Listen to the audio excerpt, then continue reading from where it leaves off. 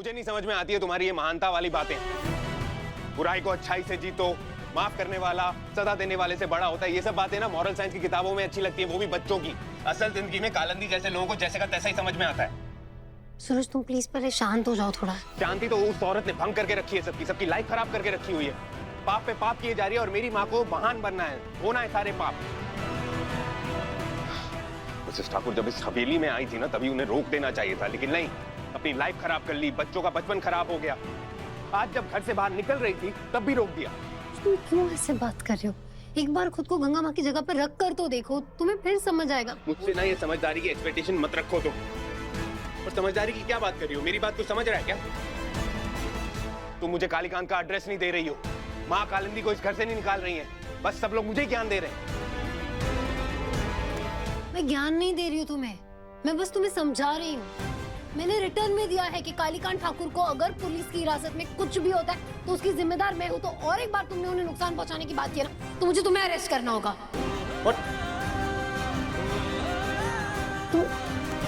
तुम प्लीज शांत हो जाओ, गुस्से में सही गलत मत भूलो सूरज। सूरज,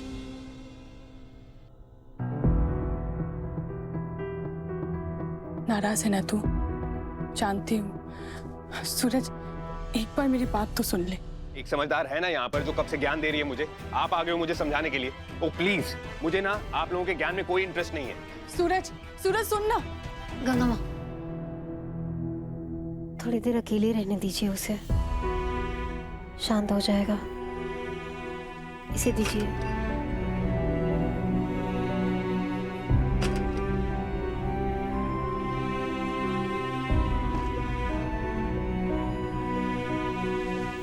गंगा माँ, सूरज का गुस्सा शांत हो जाएगा। पर कालीकांत ठाकुर ने जो क्राइम किया ना, उसकी गूंज समाज और हमारे परिवार में गूंजती रहेगी। मैं जस्ट होप कि एक बार कालीकांत ठाकुर जेल चले जाए ना, उसके बाद वो गूंज भी शांत हो जाए।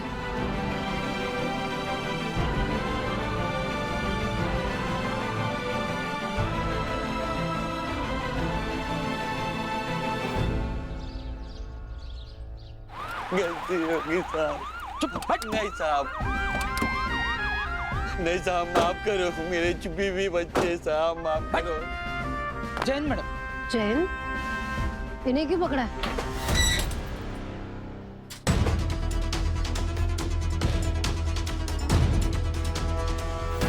इसलिए मैम।